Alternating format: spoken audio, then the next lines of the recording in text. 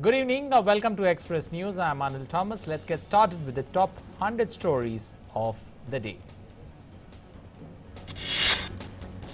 Prime Minister Narendra Modi addressed a webinar on effective implementation of budget provisions regarding the education sector.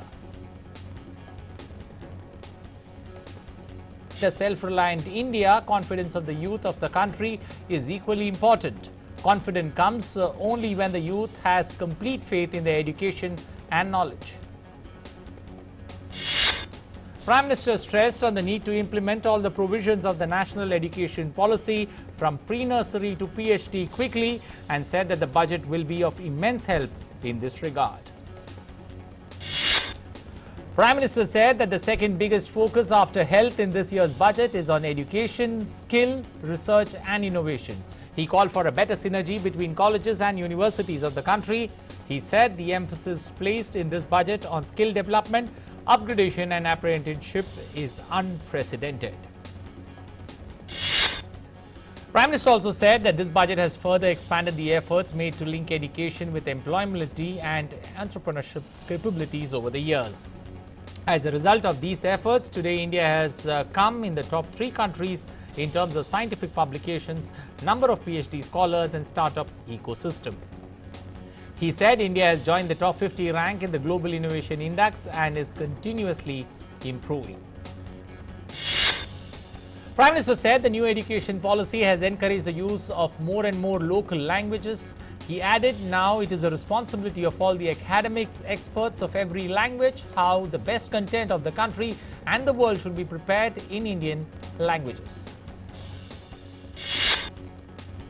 Prime Minister Modi said that the government is about to launch Deep Sea Mission, which will be goal-oriented and based on multi-sectorial approach to unlock the potential of blue economy. The Prime Minister said that more than 100% increase in biotechnology research is indicative of the government's priorities. He called for increasing the scope of biotechnology research in the service of food security, nutrition and agriculture. Prime Minister Narendra Modi has saluted all those working towards wildlife protection on World Wildlife Day today. In a tweet, the Prime Minister said, on World Wildlife Day, I salute all those working towards wildlife protection. Be it lions, tigers and leopards, India is seeing a steady rise in the population of various animals. We do everything possible to ensure protection of our forests and safe habitat for animals. Minister of Environment, Forest and Climate Change, Prakash Javadekar, has said that India has thriving wildlife and biodiversity. In a tweet, the minister said 70% of global tiger population, 70% of Asiatic lions, 60% of leopard population. The Narendra Modi government is working on reintroduction of cheetah, which went extinct in 1952. This big cat will be a reality soon. Union Information and Broadcasting Minister and Senior BJP leader Prakash Javadekar said that BJP's victory in local body polls in Gujarat proves that people have reposed their faith in Prime Minister Narendra Modi. He also said that farmers' vote in this election also prove that farmers are supporting the reforms in agriculture sector.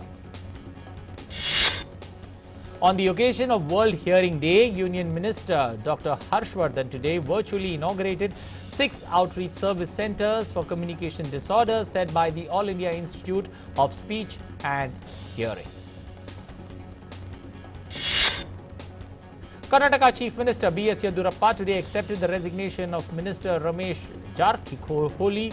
Earlier, Karnataka Home Minister Basavaraj Bommai had said that the probe will be conducted on the alleged CD of Minister Jarkiholi, and the CD was released to regional channels, and a social activist has launched a complaint on behalf of the woman seen in the CD with the minister.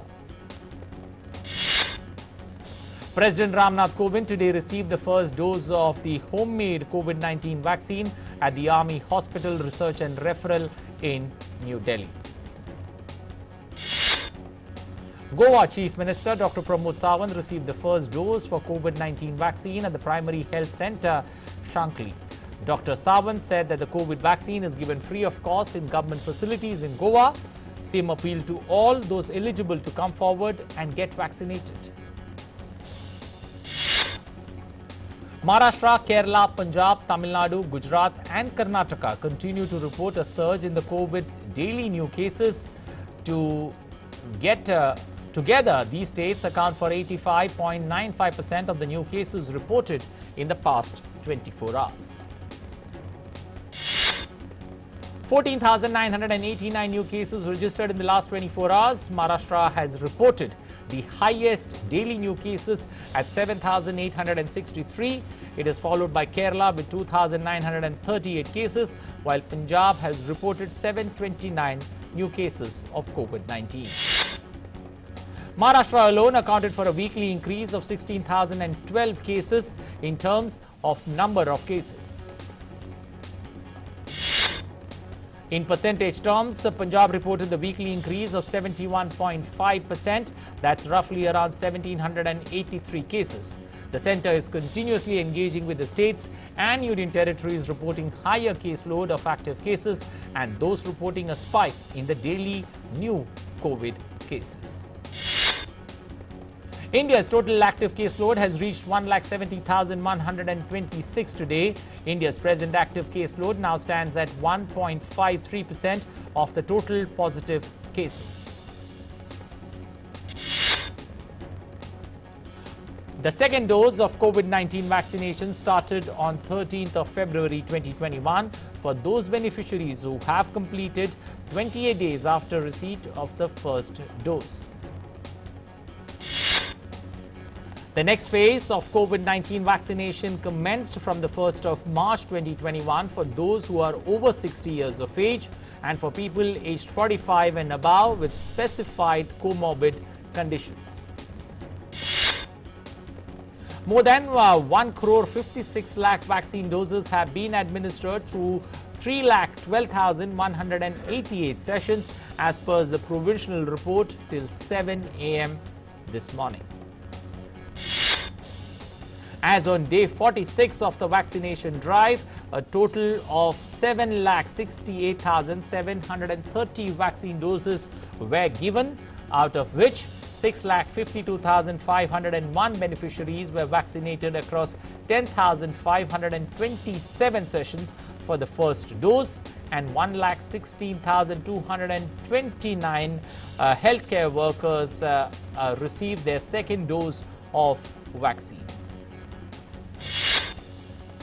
More than 1 crore 8 lakh, that's 1 crore 8 lakh 12,044 people have recovered so far from COVID-19. 13,123 patients have recovered and got discharged from hospitals in the last 24 hours. 86.58% of the new recovered cases are observed to be concentrated in 6 states. Maharashtra has reported the maximum number of single-day recoveries with 6,332 newly recovered cases. 3,512 people recovered in Kerala in the last 24 hours, followed by 473 people in Tamil Nadu. 98 deaths were reported in the last 24 hours. 4 states account for 88.78% of the new deaths. Maharashtra saw the maximum casualties with 54. Kerala followed with 16 daily deaths and Punjab has reported 10 deaths in the last 24 hours. 24 states, union territories have not reported any COVID-19 deaths in the last 24 hours. On a business, BSE Sensex rallied 1,148 points to close at 51,444.65, while the broader Nifty 50 index zoomed 326.5 points to finish past the 15,000 mark at 15,245.6 points. Gold prices on Wednesday fell by 208 rupees to 44,768 per 10 grams in the national capital, in line with the bleak trend in the international market. Silver, on the other hand, rose by 602 rupees per kilogram to 68,194 rupees per kilogram as compared with the previous cost of 67,592 per kg. Brent crude futures dipped 7 cents or 0.1% to $62.63 a barrel, down 7% from the 13-month high it hit last week. The rupee strengthened by 65 paise to settle at 72.72 against the US dollar, registering a rise of 65 paise over its previous closing.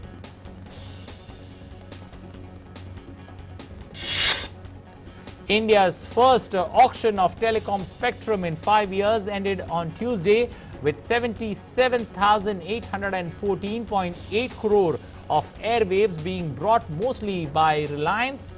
Over 2,250 megahertz of spectrum that carry telecom signals in 7 bands worth around 4 lakh crore at the reserve price was offered for bidding that began on Monday.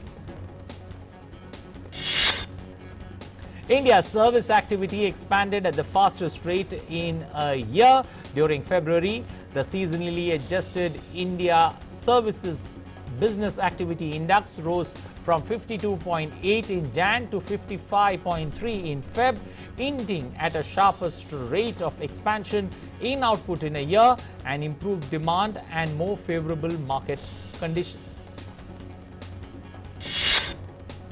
JP Morgan Chase & Co. have looking to sublet big blocks of office space in Manhattan.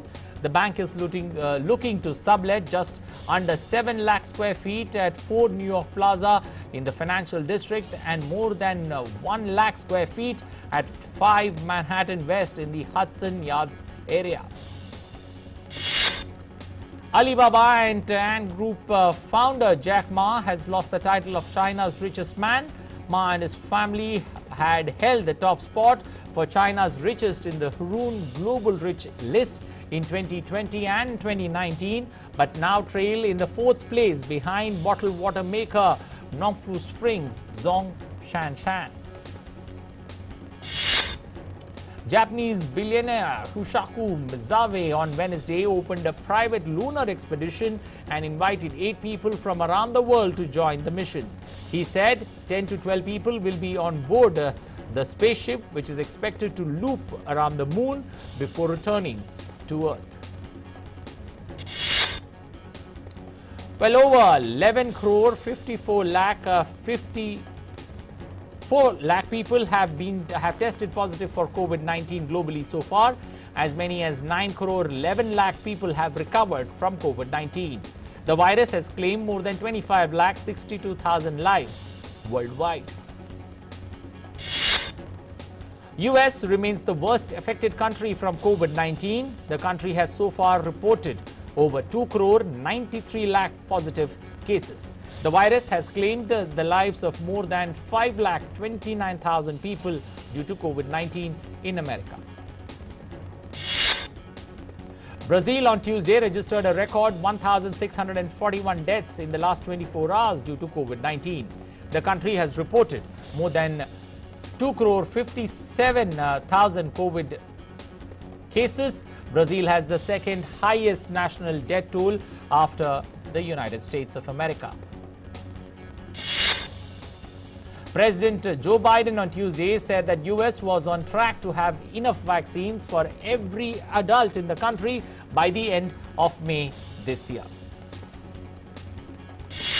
Texas will lift its mask mandate and allow businesses to reopen at full capacity from the 10th of March. Texas Governor Greg Abbott said with increased vaccinations and improved COVID treatment, the state was in a far better position now. Hours after Texas announced reopening all businesses and ending mask mandate, President Joe Biden said he hopes that life in the US will be back to normal by March of next year. The first shipment of Johnson & Johnson's newly authorized single-dose COVID-19 vaccine arrived in Harris County, Texas on Tuesday. Nearly 4 million doses would be delivered across the US this week. After receiving 6 lakh doses of AstraZeneca's COVID-19 vaccine, Ghana began inoculating its population against the deadly virus. First batch of COVID-19 vaccines arrived in Kenya on Wednesday. Healthcare and frontline workers of the country will be inoculated first. Nicaragua began its COVID-19 vaccination campaign on Tuesday. The country received the first batch of vaccine doses from an initial donation of Russia's Sputnik V product. AstraZeneca vaccine doses from India have also arrived. Myanmar's ousted President Win Myint is facing 2 new charges, including a breach of the constitution. The president was arrested on the 1st of Feb along with Aung San Suu Kyi hours before military seized power in a coup. Protesters congregated outside the New York Governor Andrew Cuomo's office on Tuesday, demanding his resignation. The governor faces mounting crisis and investigations both over the nursing home scandal and accusation of sexual harassment by 2 women who worked for him. Australia's Attorney General Christian Porter has on Wednesday identified himself as the subject of a historical rape allegation, declaring his innocence and strongly denying the claim. The White House on Tuesday withdrew the nomination of Neera Tanden to head its budget office. In a letter to White House, she acknowledged her nomination has become more than an uphill climb. U.S. Vice President Kamala Harris on Tuesday delivered keynote address at the House Democratic Caucus annual retreat held virtually. It will reconvene today, where Democratic members will discuss their legislative priorities. Miguel Cardona, a former public school teacher and Connecticut education official, was sworn in as the U.S. Secretary of Education on Tuesday. Vice President Kamala Harris administered the oath of office to Cardona. The U.S. and the European Union announced coordinated sanctions on Russia for the poisoning of Russian opposition leader Alexei Navalny with a nerve agent and his arrest and detention. Responding on sanctions, Kremlin spokesperson Dmitry Peskov said that any new U.S. sanctions over Navalny would not achieve their goal and would only serve to worsen already strained relations. Russia's Foreign Minister Sergei Lavrov said Russia would respond to the fresh sanctions without specifying how.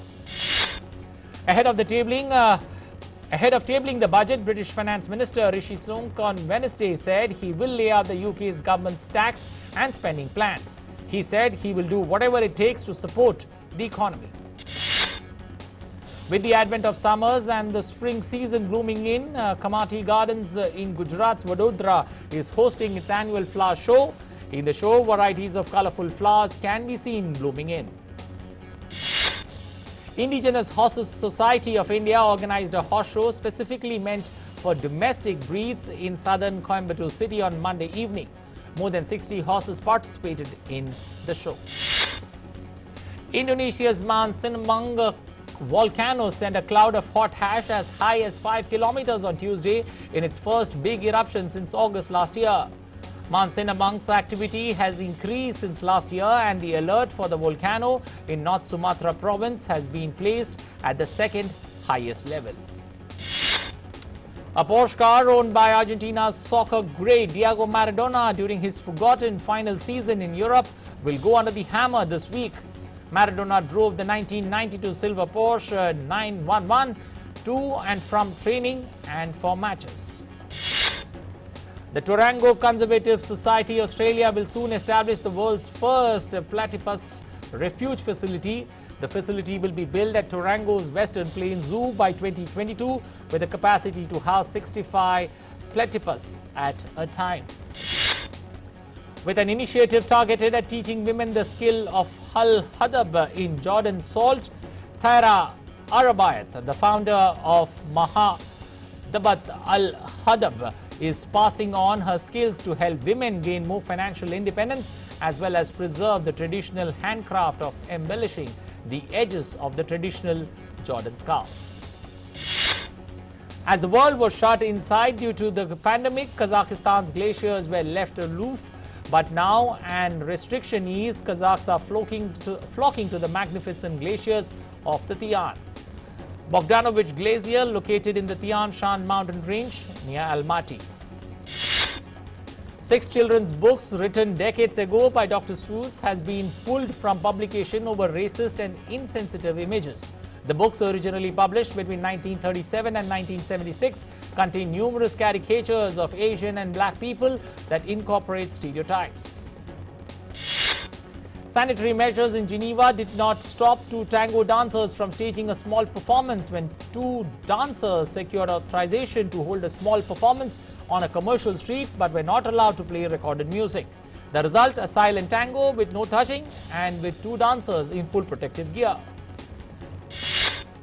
Hungarians have taken to making tasty treats for ambulance workers after Esther Harmat, a mother of two, began her My Quarantine Kitchen in order to provide food for the ambulance workers working day and night during the pandemic. The newborn, which is yet to be named, appeared happy and at ease with the first-time 24-year-old mother Bibi. This newborn baby gorilla is the first to be born in 16 years in Berlin Zoo. Classical music lovers need not despair despite closed concert halls across Germany.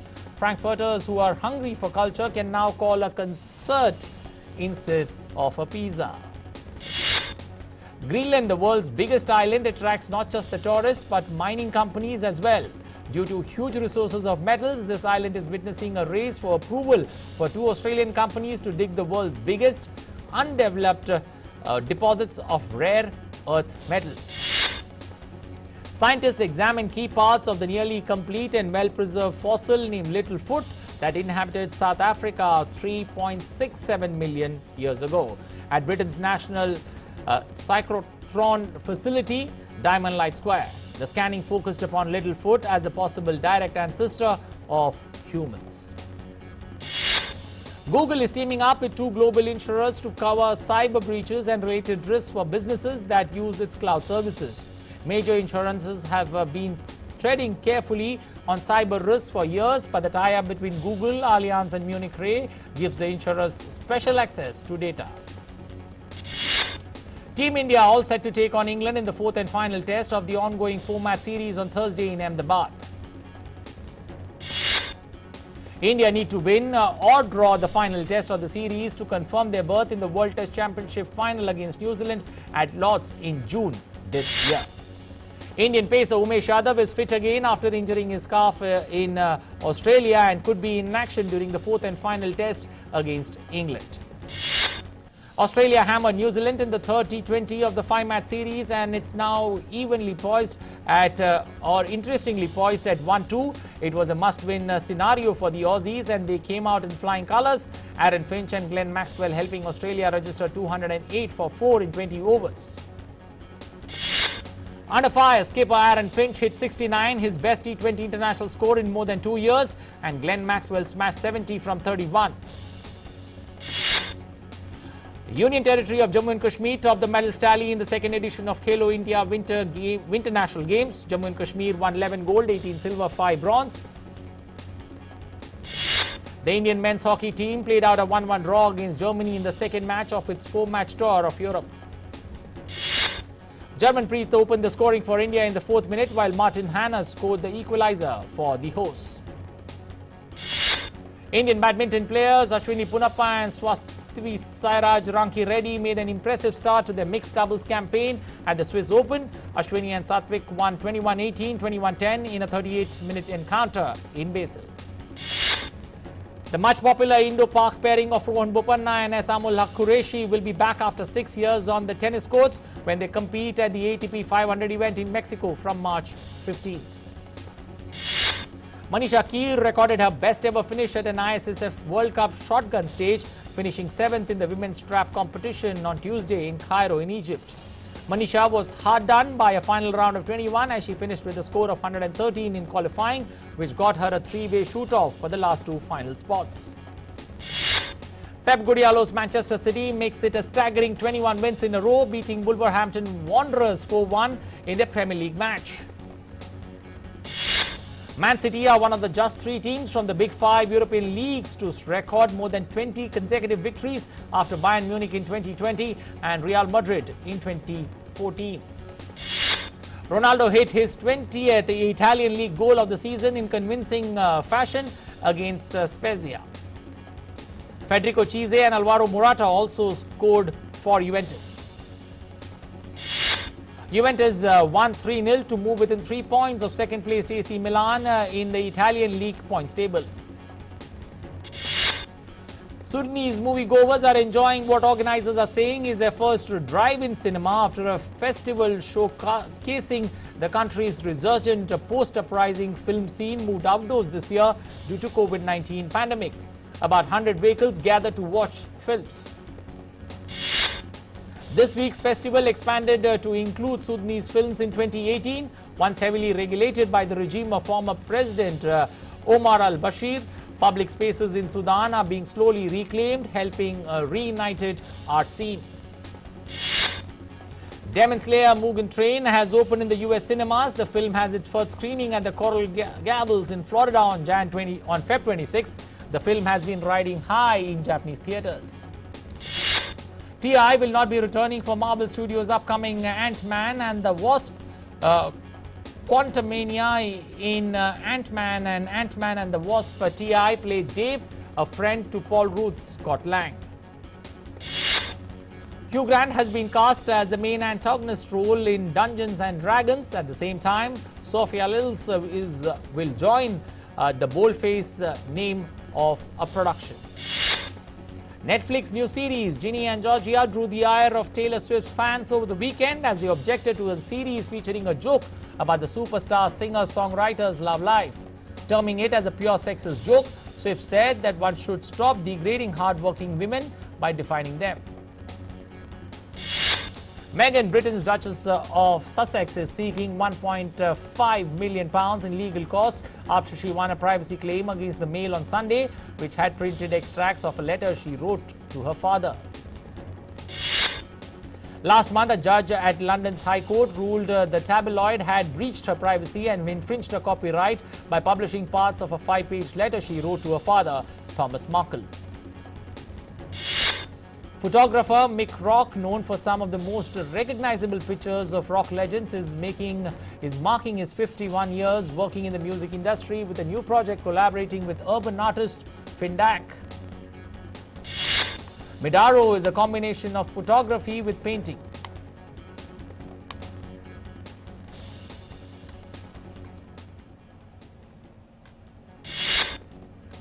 Well, that's all we have time for in this edition of Express News. Hope you enjoyed it. Have a safe and wonderful evening ahead. Bye-bye.